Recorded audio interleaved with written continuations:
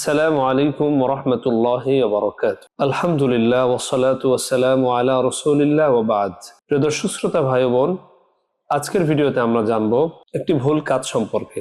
আসুন জেনে নেই সেই ভুল কাজটি কি।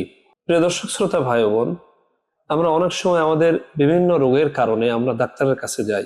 তো ডাক্তারের কাছে যাওয়ার পরে আমাদের চিকিৎসা যখন হয়ে যায়, তিনি যখন আমাদেরকে দেখেন, দেখার পরে আমাদের রোগগুলো নির্ণয় করেন। তো রোগ নির্ণয় করার পরে তিনি বিভিন্ন বিষয়ে আমাদেরকে সাজেস্ট করেন। দেখা যায় অনেক সময় তারা বলেন যে আপনি নামাজ পড়বেন না, অথবা আপনি সেজদা করবেন না, আপনি চেয়ারে বসে নামাজ পড়বেন, ওযু করবেন না, এরকম বিভিন্ন বিষয় তারা বলে। তো রোগী ডাক্তারের কথা অনুযায়ী আমল করতে শুরু করে। অতএব আমাদেরকে সতর্ক থাকতে হবে, যারা আমরা রোগী তাদেরকেও এবং ডাক্তারদেরকেও। ডাক্তারদের উচিত হলো রোগীর রোগ নির্ণয় করে দেওয়া, রোগটা চিহ্নিত করা এবং সেই বিষয়ে তাকে ভালোভাবে পরামর্শ দেওয়া। ডাক্তার বলবেন যে আপনি ঝুঁকতে পারবেন না, অথবা আপনার এই রোগের কারণে উজু করা হবে না, এগুলো পরামর্শ দিতে পারেন। সে উজু করলে আপনার ক্ষতি হবে, এগুলো বলা যেতে পারে। বা আপনি ঝুঁকে নামাজ পড়বেন না, এগুলো দেওয়ার পরে ওই ব্যক্তি এই বিষয় নিয়ে ওলামায়ে কেরামের সঙ্গে আলোচনা করবেন যে আসলে ডাক্তার বলেছেন আমার এরকম ঝুঁকে নামাজ পড়া হবে না, উজু করা হবে না, এই অবস্থায় আমার জন্য করণীয় কি। ডাক্তারের কাজ হলো তার রোগগুলোকে নির্ণয় করে দেওয়া, চিহ্নিত করে দেওয়া। বাকি সে কিভাবে আমল করবে এটির সিদ্ধান্ত দেবে একজন মুফতি সাহেব। সে মুফতি সাহেবের শরণাপন্ন হবে। তিনি জানিয়ে দিবেন যে এই অবস্থায় তার জন্য উজু না করে তায়াম্মুম করা জায়েজ আছে কিনা, অথবা তার এভাবে চেয়ারে বসে এই সময়ে নামাজ পড়া জায়েজ আছে কিনা, এটি বলে দিবেন। প্রিয় দর্শক শ্রোতা ভাই বোন, এই বিষয়গুলো আমরা একটু খেয়াল রাখবো। আমরা যদি এই বিষয়গুলি খেয়াল না রাখি, তাহলে আমাদের অনেক আমলের মধ্যে ভুল ভ্রান্তি এবং ত্রুটি থেকে যাবে। কাজেই আমাদের উচিত হলো যে যে বিষয়ের পারদর্শী সে সেই বিষয়ের সিদ্ধান্ত দিবেন।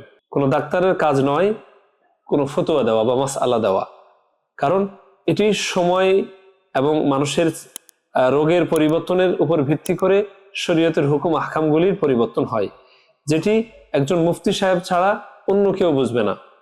ডাক্তার এটি বুঝবে না, ডাক্তারের বোঝার এই ক্ষমতা নেই। ডাক্তারের ক্ষমতা হলো সে রোগগুলো নির্ণয় করে দিবে এবং কিভাবে কি করলে তার জন্য উপকার হবে এটা বলে দিবে। বাকি কাজটি একজন মুফতি সাহেব করবে। কাজে আমাদের সকলের উচিত হলো প্রত্যেকটা বিষয়ের জ্ঞানী যারা, সেই জ্ঞানী লোকদের কাছ থেকে সেই জিনিসের সমাধান নেওয়া। আল্লাহ তাআলা পবিত্র কোরআনুল কারীমের মধ্যে বলেন, ফাসআলু আহলা যিকরি ইন কুনতুম লা তা'লামুন। তোমরা আহলে জিকির, যারা কোনো বিষয়ের জ্ঞান রাখে, তাদের কাছে তোমরা জানো, যদি সেই বিষয়ের জ্ঞান তোমাদের কাছে না থাকে। কাজে আমাদের সকলের জন্য উচিত হলো কোনো একটা বিষয় আমল করার পূর্বে আগে ভালোভাবে সেটাকে জাস্টিফাই করে নেওয়া, ভালোভাবে একেবারে জেনে বুঝে সচেতন নাগরিক হয়ে, একজন সচেতন মানুষ হয়ে প্রত্যেকটা কাজ করা উচিত। আমরা সব কিছুই যাচাই বাছাই করে করি, কিন্তু দিনের কাজের ক্ষেত্রে আমাদের কেমন যেন উদাসীনতা, এমন যেন উদাসীনতা আমাদের থেকে প্রকাশ না পায়। প্রিয় ভাই বোন, আল্লাহ পাক আমাদের সকলকেই জেনে বুঝে ইসলামের প্রত্যেকটা কাজ সহিভাবে আমল করার তৌফিক দান করেন। ওয়া আখিরু দাওয়ানা আলহামদুলিল্লাহি রাব্বিল আলামিন। আসসালামু আলাইকুম ওয়া রাহমাতুল্লাহি ওয়া বারাকাতুহু।